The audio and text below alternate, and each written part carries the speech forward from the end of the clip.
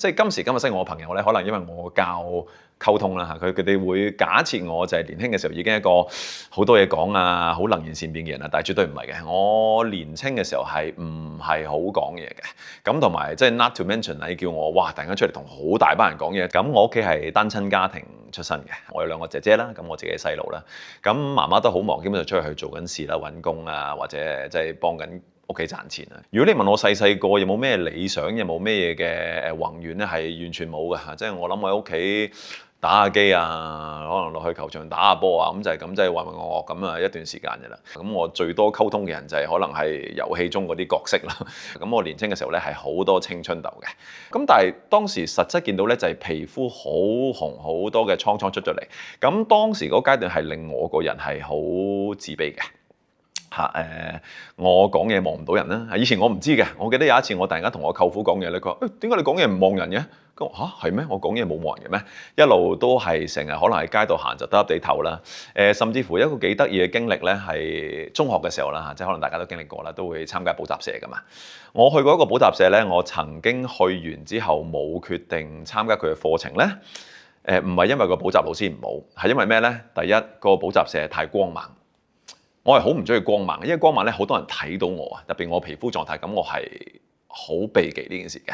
第二咧，呢個真係好細緻嘅位啦，就係咧，我一入去個班房咧，入去門口嗰個位咧，隔離咧就係老師教書嗰個位嚟嘅。咁一般人會覺得咁有咩問題咧？咁但係對於我一個咁 self-conscious 嘅人就係一個好大問題啦，因為只要我稍為遲啲入班房咧，我入嚟老師喺呢度啊嘛，咪大家都望到我咯。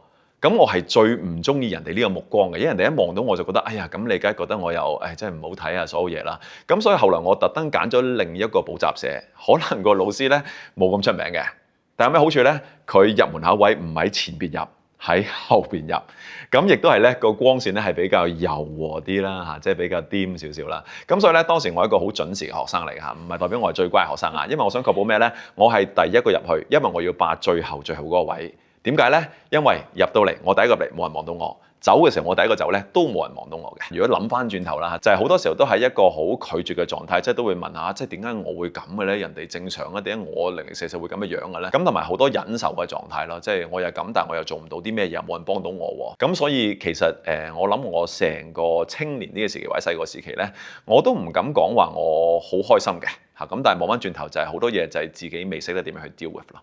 咁聽落去其實係由10幾歲青少年青春痘嘅時期啦，再加上可能爸爸媽媽分開咗，其實由10幾去到20歲呢個緊要嘅階段，其實聽落去都幾孤單喎。係嘅，好似我聽所講，我唯一傾偈嘅對象就係即係有時可能會係家姐啦，都喺屋企啦。所以點解玩遊戲機咯？因為冇人同我溝通，我又唔識點溝通啊嘛。咁你點樣係由拒絕同埋忍受去到開始接納自己？有啲咩事發生咗改變咗你？我諗最大嘅事情係，首先我上大學嘅時候咧，就好彩啦，我 pick up 咗個 hobby 啦，我就學咗打鼓嘅。咁純粹我係諗緊咩咧？就係中學好似好多嘢我都冇嘗試去做過，咁不如喺大學嘅時候即係都有啲嘢玩下啦。咁啊，所以嗰時真係由 scratch 開始就學下打鼓啦嘛，睇下葉世榮點樣打，咁啊去學下啦嘛。咁有個細藝，咁所以喺大學嘅時候咧，其實我就參加 band 組嘅。咁所以有時都有啲表演機會啦，咁就叫係我第一次上翻台啦，咁同埋當然當時個皮膚狀態就好翻啲啦，因為年紀大咗啲咧，咁就叫 pick up 咗第一股少少嘅自信嘅，即係都覺得咦我上台都 OK 喎，都有人覺得我表演得幾好喎，都覺得有啲charm 嘅喎，咁我諗呢個第一件事啦，咁第二件事就好彩啦認識咗我而家嘅太太咧，都當時我第一任嘅女朋友啦，咁佢亦都俾咗我好大嘅接納啦，令我覺得咦原來有人都會愛我嘅喎，咁跟住第三件事就係我啱啱畢業嘅時候咧，其實我就開始上一啲心理學嘅課堂嘅，咁所以好多我熟嘅朋友咧就覺得好奇怪，就Gary 你咁多年打工都係做 marketing，無啦點解出嚟教書咧？其實都唔係無啦啦嘅，因為我啱啱畢業出嚟咧就開始已經上好多呢啲心理學嘅課程啦，即係無論課程又好啦，睇嘅書籍啦，我係好中意學呢啲嘢嘅，因為其實講真嗰時我覺得係點樣幫到我，咁我記得我報嘅第一個課程咧就好有趣，因為就唔係我自己想報嘅，係我媽咪咧無啦幫我報咗個名咧，係一堂講關於九型人格嘅。哇！做咩上九型人格咩嚟㗎？佢話：你唔好理啦，好嘢嚟，你上啦咁樣。咁啊，好彩媽咪當時逼咗我上啦。我記得我當時上堂都仲係好拒絕嘅狀態嘅，即係點解我要學呢嘢嘅咩咁樣？咁但係嗰時就係第一步認識自己多咗好多咯嚇。咁所以今時今日雖然我好多 topic 教嘅都係關於溝通啦，關於心靈啦，始終有一個課程對於我嚟講喺心目中係一個好重要嘅部分，係關於九型人格。點解我都會教呢樣嘢咧？係因為當時好幫到我認識自己啦。就係我不嬲都冇特別諗過我係一個點樣嘅人，或者我想要啲咩嘢嘅。但係當認清咧，知道自己同埋可能其他人嘅唔同之後咧，而家諗翻我知點解我人生成日想追求呢啲嘢啦，我知我點解成日想追求呢個感覺啦。咁我諗嗰個認知咧，其實如果翻到我哋頭先講嘅階段啊，係一個接納嘅階段嚟嘅，就係我接納咗原來我就係呢個人咯。OK， 我有我嘅優點，我有缺點，但係呢個就係我啦。